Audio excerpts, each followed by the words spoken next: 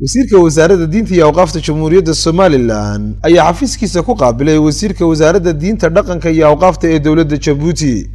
wasiirka diinta iyo awqaafta Sheekh Khalil Abdullahi ayaa uga mahad celiyay wasiirka wasaaradda diinta iyo awqaafta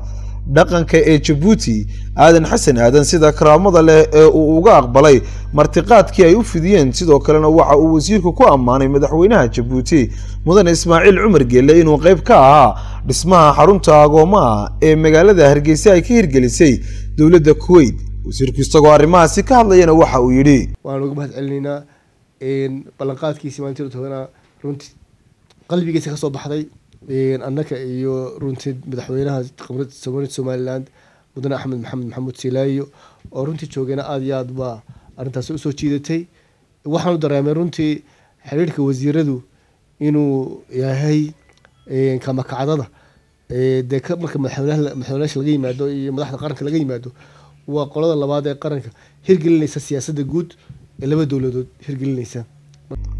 la taliyaha madaxweynaha dawladda Djibouti aadan xasan sheekh nuuriye ayaa kula dardaarmay culimada inay noqdaan kuwa bulshada ku wacyigeliya qiimaha uu amnigu leeyahay maadaama oo diinta islaamku ay tahay diintii amniga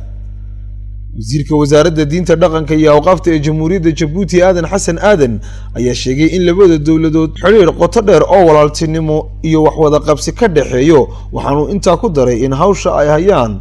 ay tahay tii jiritaanka ummadda isagoo arrimahaasi ka hadlayna waxa uu yidhi runtii wax badan oo idhaahdaa inooma hadhin hawl tii ugu adkayd uguna sharaf badnayd baan haynaa haddaan nahay culimo waxaan ummadda u haynaa jiritaankeyga waxay ummad ku tahay ay ku jirtaay waa diinta iyo dhaqanka haddii kale ummadaha kale aan dee noqon lahayn oo ku biiri lahayn agaasimaha guud ee wasaaradda diinta iyo awqaafta ayaa socdaal ku soo mariyay qaybaha kala duwan iyo xafiisyada wasaaradda diinta iyo awqaafta gabagabadiina waxaa la guddoonsiiyey musxafka quraanka kariimka iyo agabka hidaha iyo dhaqanka wasiirka wasaaradda diinta dhaqanka iyo awqaafta ee jamhuuriyadda Djibouti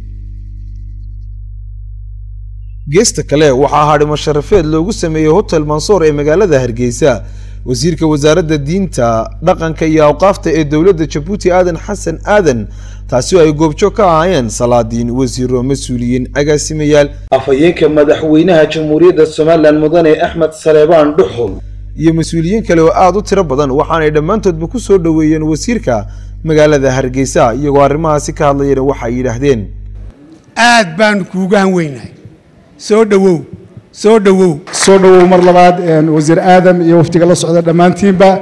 waxaan rajaynayaa insha Allah taala marar badan oo dambe inaynu isugu iman doono oo ay joogto noqon doonto kulamadeena aynu isugu nimaadno ku soo dhawow baan leenahay wasiirka dhaqanka iyo odayaasha la socda ee Djibouti dalkan Somaliland runtii hadalka waa la dhameeyay aan waxaan ku dari doonaa in yaroon ka bartay Djibouti labadii jeer tagay walaalkeen aadan waxa weeye reer Djibouti iyagoo soodaba soo dhaweyn wanaagsan si fiican dadka u qaabila aadanna waxaan isla talookiisa markuu imanay ma ka sii yaga dhoofta waayo 7 cisho aad joogay waxa weeye aadan chief iyo joogba noo diiday habeen iyo maalin buu nala joogay soo dhaweyntiisii muxuu ahaa bashaashnimadiisii isku xidhka dadka waxaan leenahay aadan soo dhawow baan ku leenahay mar labaad aadan qariib kuma aha waxaan leenahay soo dhawow iyo waftiga la socdaba